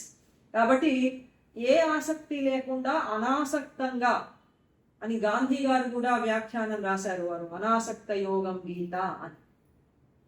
ఉదాసీనంగా ఫలితాలు పట్టించుకోకుండా పని చేయటం మన ధర్మం గనక పని చేసి వదిలిపెట్టాలి. ఉదాసీనంగా దాని మీద పెద్ద ఇష్టం లేకుండా ఏవి ఆశించకుండా చెయ్యాలి. అదే గీత చెప్పింది అని అన్నట్టు. ఆ తర్వాత నువ్వు ఏ విధి నిర్వహిస్తున్నావో ఆ విధిని ఫలితం అనేది అది ఇది కాకుండా పర్ఫెక్ట్గా చేయమంది గీత అని చెప్పడం కూడా మనం విన్నాం. అంటే మనం కార్పొరేట్స్లో పనిచేస్తూ ఉంటే అక్కడ అన్యాయాలు అవన్నీ జరుగుతూ ఉంటే వాటిని ఏం పట్టించుకోకుండా మన పని మన డెస్క్ దగ్గర కూర్చుని మన కంప్యూటర్ దగ్గర మన పని మనం చేసుకుని మన ఇంటికి మనం రావడం. ఇదే గీత చెప్పింది. ఇదేనా అనాసక్త యోగం అంటే? ఏం ప్రశ్నించకుండా ఇలా చెప్పబట్టే ఇవాళ మనం ఈ గీతని కార్పొరేట్స్లో చెప్తున్నారు, రాణిస్తున్నారు. నిజంగా ఆధ్యాత్మిక శక్తి అని చెప్తే రాణిస్తారా? కార్పొరేట్స్లో నీ ఆత్మ చెప్పినట్టు చేయాలి, ఆత్మధర్మం ప్రకారం చేయాలి, మిగతావన్నీ నిరాకరించాలి అంటే చెప్పనిస్తారా? స్కూల్స్లో చెప్పనిస్తున్నారు, కార్పొరేట్స్లో చెప్పనిస్తున్నారు, ఇండస్ట్రీస్లో చెప్పనిస్తున్నారు, MBA క్లాసెస్లో చెప్పనిస్తున్నారు, ఐటీలో చెప్పనిస్తున్నారు. అన్నిట్లో గీతను తీసుకొచ్చి చెప్పనిస్తున్నారంటే ఏం చెప్పనిస్తున్నారనమాట? డూ యువర్ డ్యూటీ అన్నది గీత. నువ్వు ఏ పని చేస్తున్నావో ఆ పని పర్ఫెక్ట్గా చేయమంది, కానీ నేను ఇంకా ఏ క్వశ్చన్ చేయొద్దండి. ఇదే గీత చెప్పింది. అంటే ఒక అన్యాయాన్ని సమర్థించమని, ఒక అసత్యానికి కాపు కాయమని, అజ్ఞానంతోనే అజ్ఞానాన్ని బలపరచమని గీత చెప్తే ఇక భగవంతుడు ఎందుకు? భగవంతుడు సత్యం కదా. భగవంతుడు అంటే సత్యం, ధర్మం, అంతేగాని ఇదా చెప్పేది. కాబట్టి ఇలాంటి ఇంటర్ప్రిటేషన్స్ ఇప్పుడున్నటువంటి అజ్ఞానపు చైతన్యాన్ని ఇంకా బలంగా ఇక్కడే ప్రపంచంలో ఉంచేట్టు చేస్తాయి, కానీ దైవ సత్యం వైపు వెళ్ళేటట్టుగా చేయవు. మానవ జీవితంలో తరచుగా విధులు అనేవి సంఘర్షిస్తూ ఉంటాయి. ఉదాహరణకి ఇంటి పనులలో ఉన్నాం, దేశం పిలిచింది, మరి కుటుంబాన్ని చూడాలా, దేశం కోసం వెళ్ళిపోవాలా, ఏం చేయాలి? సంఘర్షణ వస్తుంది. దేన్ని వదిలిపెట్టాలి, దేన్ని చెయ్యాలి అని సంఘర్షణ వస్తుంది. విధులు సంఘర్షణ ఎట్లా వస్తుందో, డ్యూటీస్ అనేవి ఎట్లా ఒకదాంతో ఒకటి సంఘర్షణ అవుతాయో చెప్తున్నారు. ఏది నేను వదిలిపెట్టాలి? దేశం కోసం వెళ్ళాలా, లేకపోతే నా కుటుంబం చాలా గొప్పది, ఈ కుటుంబం వదిలేస్తే మరి నేను ఎట్లా, నేను లేకపోతే కుటుంబం గడవదు, నేను పెళ్లి చేస్తున్నాను, పిల్లలు ఉన్నారు, వాళ్ళని వదిలేయడం ధర్మమా, దేశం కోసం వెళ్ళడం ధర్మమా? ఈ ప్రశ్న వస్తుంది. అలా కాకుండా దేశం పిలుపు గొప్పదా, అంతరంగంలో వచ్చినటువంటి అంతరాత్మ పిలుపు గొప్పదా? ఈ సంఘర్షణ వస్తుంది. ఎలా వస్తుంది? బుద్ధుడికి వచ్చినట్టు, వివేకానందులు వచ్చినట్టు, శ్రీరామకృష్ణులు వచ్చినట్టు. బుద్ధుడికి వచ్చింది, రాగానే భార్య ఉంది యశోధర, వదిలిపెట్టాడు, వెళ్ళిపోయాడు, రాత్రికి రాత్రి వెళ్ళిపోయాడు. వెళ్ళిపోతే ఇప్పుడున్నటువంటి మన కాన్షియస్నెస్కి ఏమనిపిస్తుంది? బుద్ధుడిని తీసుకొచ్చి కోర్టులో నిలబెట్టి మనం వెంటనే అలిమోని డిమాండ్ చేసి జైల్లో కూడా పెట్టి ఇంకెప్పుడు ఇట్లాంటి పని చేయకు అనేది చెయ్యాలి ఇప్పుడున్నటువంటి కాన్షియస్నెస్. ఎందుకని యశోధర దుఃఖిస్తోంది. బసవరాజు అప్పారావు గారు పాట కూడా రాశాడు యశోధర మీద. ఆయన వెళ్ళిపోతే యశోధర చాలా దుఃఖపడిందిట. లేపనైనా లేపలేదే, మోము చూపనైనా చూపలేదే అని బాధపడింది. అర్ధరాత్రి వెళ్ళిపోయాడు. హృదయ తల్పము పైన ఎదమరచి హాయిగా నిదురబోయే నన్ను వదలిపోయే వేళ లేపనైనా లేపలేదే అని గుండె కరిగిపోతుంది. ఇంత అన్యాయం చేస్తాడా బుద్ధుడు? చెప్పిపోవచ్చుగా. యశోధర పక్కనే ఉందిగా, లేక అమ్మ నేను వెళుతున్నాను, నాకు అంతర్వాణి ప్రబోధం వచ్చింది, నేను వెళ్ళిపోతున్నాను అని చెప్పచ్చుగా. అజ్ఞానపు కాన్షియస్నెస్లో మనకి ప్రశ్నలన్నీ సహజమే. ఇప్పుడున్న మన చైతన్యంలో ఇవన్నీ కూడా సరి అయినటువంటి ప్రశ్నలే. మనం చేయకూడదు ఇట్లా. బుద్ధుడి కాన్షియస్నెస్ వేరు, ఆయనకి అంతర్వాణి ప్రబోధం వచ్చి వెళ్ళిపోయాడు. బుద్ధుడు చేశాడు కదా అని అందరూ కూడా భార్యను వదిలిపెట్టేసి మా ఇష్టం వచ్చిన చోటికి పోతామంటే ఇందాక మనం అన్నట్టు వాళ్ళు పిలిపించాల్సిందే, కోర్టులో నిలబెట్టాల్సిందే, యానిమోని డిమాండ్ చేయాల్సిందే. వీలైతే కొంచెం అటు కూడా వెళ్ళిరండి అని కటకటాలకు కూడా పంపించాల్సిందే. ఎందుకంటే డిఫరెంట్ ప్లేన్స్ ఆఫ్ కాన్షియస్నెస్లో డిఫరెంట్ రూల్స్ అనేవి అప్లై అవుతాయి. అందుకని బుద్ధుడికి వచ్చింది అంతర్వాణి ప్రబోధం. అప్పుడు ఆయన ఏం చేయాలి అంటే ఆ ప్రబోధం వల్ల ఆయన వెళ్ళిపోయాడు. ఇప్పుడు అంతర్వాణి ప్రబోధం అందరూ అంటున్నారు. అంతరాత్మ సాక్షిగా ఓటేశానంటాడు, అంతరాత్మ సాక్షిగా ఈ పని చేశానంటాడు, అంతరాత్మ సాక్షిగా పార్టీ లైన్ చేయాలి కాబట్టి నేను తప్పకుండా డిబేట్లో ఇదే మాట్లాడతాను, రేపొద్దున కొత్త పార్టీకి పోతే అది మాట్లాడతాను, అది నా ధర్మం అంటున్నాను. అందుకని ప్రాపంచికంగా అజ్ఞానపు కాన్షియస్నెస్లో ఉన్నప్పుడు ఉండేవి వేరే, ఆధ్యాత్మికమైనటువంటి ప్రబోధం వచ్చినప్పుడు ప్రవర్తించవలసినటువంటి కాండక్ట్ ఆఫ్ రూల్ అది వేరేగా ఉంటుంది. అందుకని అప్పుడు గీత ఏం చెప్తుంది? బుద్ధుడిని వెనక్కి రమ్మని చెప్తుందా? నువ్వు ఒక్కడివే కొడుకు, మీ నాన్నకి వచ్చి మళ్ళీ మర్యాదగా రాజ్యం ఏలుకోవాలి, నువ్వు ఏమిటి భార్య వదిలిపెట్టడం ఏమిటి, రా ఇదే నీ ధర్మం అని చెప్తాడా శ్రీకృష్ణుడు? కాదు, చెప్పడు. ఎందుకని? అంతర్వాణి ప్రబోధం కంటే మిగిలిన ధర్మాలు ఏవి కూడా ఆ ఉన్నతమైన దైవధర్మం ముందు ఇవన్నీ పాక్షిక ధర్మాలే. ఇందాక అనుకున్నట్లుగా మనం అజ్ఞాన చైతన్యంలో ఉన్నప్పుడు ఇట్లా చేయకూడదు, ఉన్నత చైతన్యంలో ప్రబోధం వచ్చి వాళ్ళు వెళ్ళిపోయినప్పుడు చేయొచ్చు. అలాగే శ్రీరామకృష్ణుడు ఆయన దేశ భాషా పాఠశాలలో పిల్లలకి విద్యాభ్యాసం చేయిస్తూ ఉండేవాడు. ఆయనకి అంతర్ముఖత్వం కలిగి గొప్ప ఆత్మ చైతన్యం కలిగి ఆయన మహాకాళి భక్తుడైపోయాడు. ఇప్పుడు గీత ఏం చెప్తుంది? అట్లా వెళ్ళిపోవడం సరికాదు, వచ్చి పిల్లలకి పాఠాలు చెప్పి వీళ్ళందరూ ఏమైపోతారంటుందా గీత? అత్యున్నతమైనటువంటి ఆ చైతన్యాన్ని అట్లాగే వెళ్ళి తీరవలసిందే, అదే నీ విధి అంటుంది తప్ప వెనక్కి రావటం నీ విధి కాదు. అలాగే వివేకానందుడు కూడా ఆయనకి ఆత్మ ప్రబోధంతో అన్ని వదిలేసి వచ్చాడు. పత్రికారంగమో లేకపోతే న్యాయవాద వృత్తో ఏదో ఒకటి నువ్వు చేసుకోవాలి, కానీ ఇట్లా ఆత్మ ప్రబోధం అంటూ వచ్చేస్తావా అని చెప్తుందా గీత? చెప్పండి. ఎందుకని? ఇట్లా ఉంటాయి విధులు. కుటుంబానికి దేశానికి సంఘర్షణ వస్తుంది, దేశానికి ఆత్మ చైతన్యానికి సంఘర్షణ వస్తుంది. అప్పుడు అత్యున్నతమైనటువంటి ధర్మం వైపుకి వెళ్ళమనే గీత చెప్తుంది. కానీ ఈ ఉన్నత ధర్మాన్ని, దైవ ధర్మాన్ని నిర్లక్ష్యం చేసి పాక్షికమైన నిమ్న ధర్మాన్ని ఆచరించమని గీత ఎప్పుడూ చెప్పదు. అందుకని ఎప్పుడైనా సరే నిమ్న ధర్మం హయ్యర్ ధర్మానికి తల వంచాలి, అంతేగాని హయ్యర్ ధర్మాన్ని మన కాన్షియస్నెస్ తీసుకొచ్చి నువ్వు మేము చెప్పినట్టు విను అని మనం అనకూడదు, ఇట్లా ఉండకూడదు. అట్లా అనేవాళ్ళు ఎవరుట అంటే రాజ్య వ్యవస్థలు అంటాయి, రాజకీయవాదులు అంటారు, అలాగే న్యాయవాదులు అంటారు, నీతి శాస్త్రాలు అంటాయి, ఇట్లాంటి మాటలు కానీ ఉన్నతమైనటువంటి అంతరంగ ప్రబోధం వచ్చినటువంటి వాడు అనరు అని. ఈ సమాధానం ఇలా అయిపోయిన తర్వాత మళ్ళీ ఆధునికులు ఇంకొక ప్రశ్న వేస్తారు. ఏమని? గీతలో పాపము పుణ్యము వీటికి అతీతంగా ఉండి యుద్ధం చేయమని కదా శ్రీకృష్ణుడు చెప్తున్నాడు. పాపం పుణ్యం అనేవి నీ మేధస్సుకు సంబంధించినటువంటి విషయాలు. అందుకని ఈ పాప పుణ్యాలకి అతీతంగా నువ్వు ఉండి యుద్ధం చేయమన్నాడు కదా. పాపం లేదు, పుణ్యం లేదు. అందుకని ఇప్పుడు అర్జునుడు ఏం చేయాలి? ఆయన యుద్ధం చేయాలి కాబట్టి యుద్ధం చేయాలి. పాపాన్ని గురించి ఆలోచించకూడదు, పుణ్యాన్ని గురించి ఆలోచించకూడదు. ఇదే గీత చెప్పింది అని ఆధునికులు చెప్తే దానికి గీత ఇచ్చే సమాధానం ఇలా ఉంటుంది. ఎలా ఉంటుందో చూద్దాం. సమత్వం కానీ, పాపపుణ్యాలు కానీ, మంచి చెడులు కానీ, ఇవన్నీ కూడా వీటన్నిటినీ అతిక్రమించి యుద్ధం చేయమని చెప్పడం నిజమే. కానీ శ్రీకృష్ణుడు చెప్తున్నటువంటిది ఇక్కడ అందరూ మిస్ అయినటువంటిది ఏమిటి అంటే, పాప పుణ్యాలకి అతీతంగా ఉండి వాటిని పరిగణించకుండా కర్మ చేయటం అనేది బ్రాహ్మీ చైతన్యంలో పురుషోత్తమ చైతన్యానికి వెళ్ళినప్పుడు పాపము పుణ్యము అనే విచక్షణ ఉండదు. ఎందుకంటే పాపం పుణ్యం అనే విచక్షణ మనలో ఉండేటువంటి అంతరాత్మ చేస్తాం, అహం కూడా చేస్తాం. ఇది పాపం, ఇది పుణ్యం. అప్పుడు మనం పాపకర్మ చేయము, పుణ్యకర్మ చేస్తాం.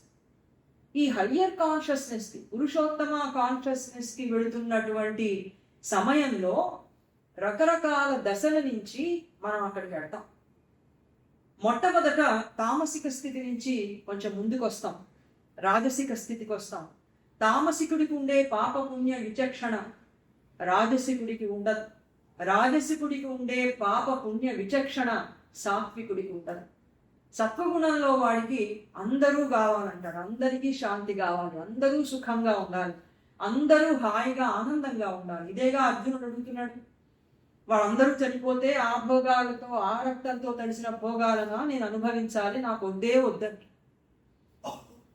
అందుకని పాపము పుణ్యము అనే విచక్షణ పురుషోత్తమ స్థితికి వెళ్ళేటువంటి మార్గంలో రకరకాల దశలలో ఉంటుంది.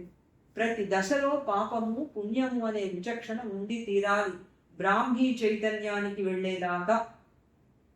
శ్రీకృష్ణుడు పాపపుణ్యాలకి అతీతంగా ఉండమని చెప్పింది బ్రాహ్మీ చైతన్యంలో పురుషోత్తమ చైతన్యానికి వెళ్ళినప్పుడు అని చెప్పాడు. కానీ మామూలు అజ్ఞాన చైతన్యంలో ఉన్నప్పుడు పాపపుణ్యాల విచక్షణ కానీ, తర్వాత మంచి చెడులు కానీ, కర్మాధర్మాలు కానీ, వీటన్నిటినీ కూడా తప్పకుండా పాటించాల్సిందే అని ఆయన చెప్పాడు. ఇవి పాటించకపోతే మహాపాపి నా దగ్గరికి రానేలేడు అని చెప్పాడు. నమాం దుష్కృతినో మూఢ ప్రపద్యంతే నరాధమా. కాబట్టి దుష్కృతి చేయటం అనేది, విచక్షణ అనేది నార్మల్ కాన్షియస్నెస్లో తప్పనిసరిగా అవసరం. కానీ బ్రాహ్మీ చైతన్యంలోకి వెళ్ళిన ముక్తుడికి ఈ వీటికి అతీతంగా ఉండి దైవాదేశం ఉంటుంది గనక ఈ పాప పుణ్యాలతో పని.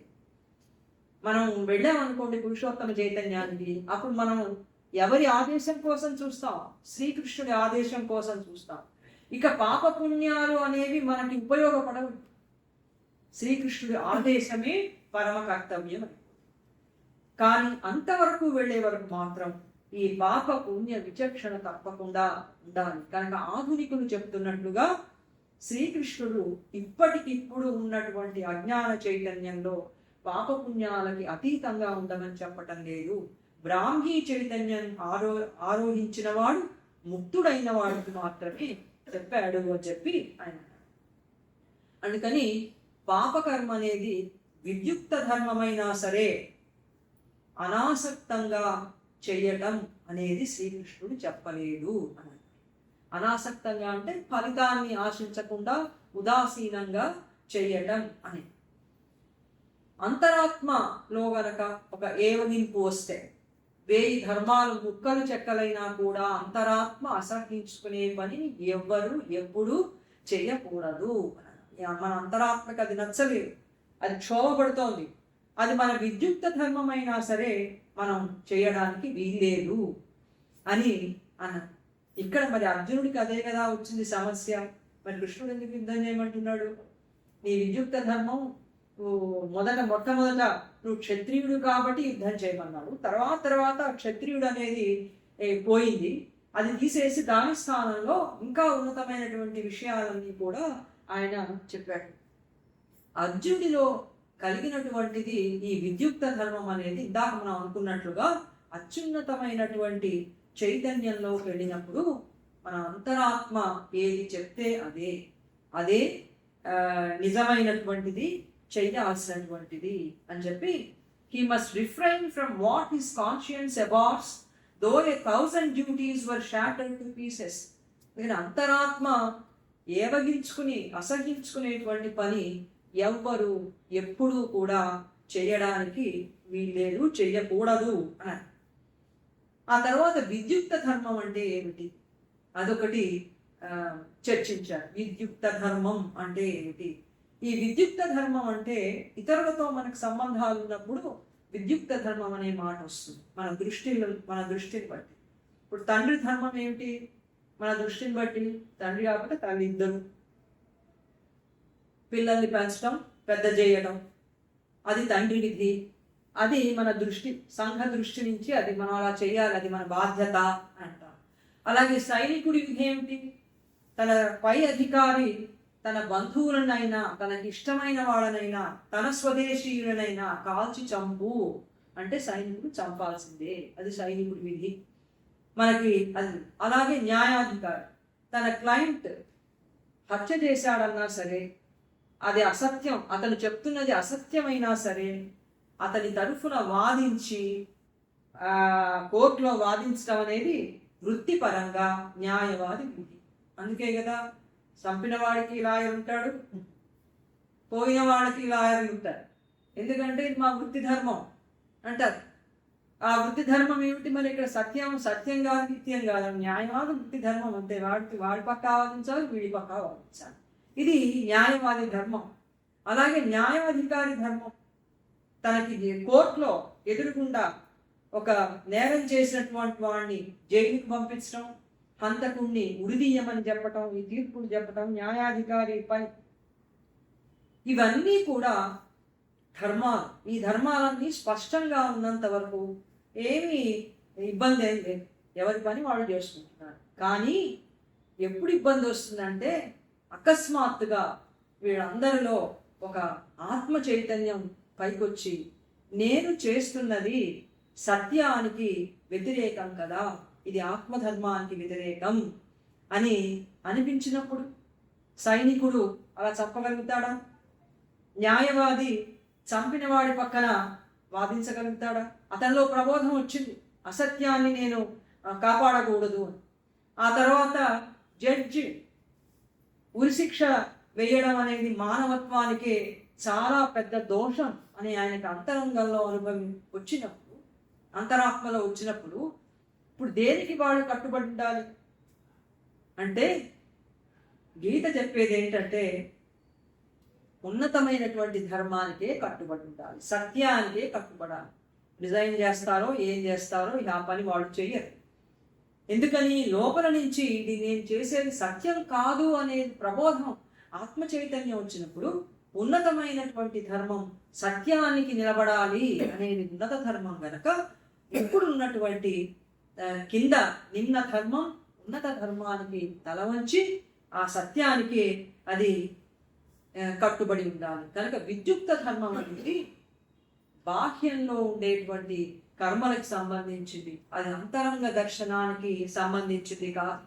కానీ లోపల నుంచి వచ్చేటువంటి సత్యం అది అంతరంగము ప్రబోధానికి, అంతరంగ చైతన్యానికి సంబంధించింది అని చెప్పి శ్రీ అరవిందులు గీతా సందేశాల్లో వారు ఈ విధమైనటువంటి వ్యాఖ్యానాలు చేశారు. అందుకే విద్యుక్త ధర్మాలు, విధి నిర్వహణలు ఇవన్నీ కూడా ప్రాక్టికల్ లైఫ్లో ఇప్పుడున్న కాన్షియస్నెస్లో ఒక విధంగా ఉంటే అత్యున్నతమైనటువంటి చైతన్య స్థితికి వెళ్ళినప్పుడు ఈ ధర్మాలన్నీ కూడా మారిపోతాయి.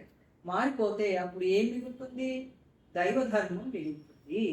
అందుకని శ్రీకృష్ణుడు ఏం చెప్పబోతున్నాడంటే, అత్యున్నతమైనటువంటి దైవధర్మానికి వచ్చినప్పుడు అప్పుడు నా ఆదేశం నుంచి నువ్వు కర్మ చేస్తావు కనుక ఈ విద్యుక్త ధర్మాలు, విధి నిర్వహణలు ఇలాంటివన్నీ కూడా అప్రాధాన్యతలైపోతాయి. ప్రాధాన్యం ఉండదు వీటికి ఏం ప్రాధాన్యత ఉండదు. అంతే ఉన్నదల్లా దివ్య ధర్మానికి ఉండేటువంటి ప్రాధాన్యత మాత్రమే అని చెప్పి గీత సందేశంలో ఇది ఒక భాగం. వచ్చే వారం మళ్ళీ మనం నిమ్న ధర్మాలు ఏమిటి, ఉన్నత ధర్మాలు ఏమిటి అని చెప్పుకుని ఆ తర్వాత కర్మల గురించినటువంటి ప్రసక్తి ఆ వ్యాసంలోకి మనం పెడతాం. కురుక్షేత్ర అని ఒక వ్యాసం రాశారు. కురుక్షేత్రం ఏమిటి ఆ కురుక్షేత్రం యొక్క ప్రాముఖ్యత ఏమిటి, కురుక్షేత్రమే ఎందుకు తీసుకోవాల్సి వచ్చింది, ఏమిటి అందులో ఉన్నటువంటి ప్రాముఖ్యత, అది కూడా వచ్చే వారం మనం చెప్పుకుందాం.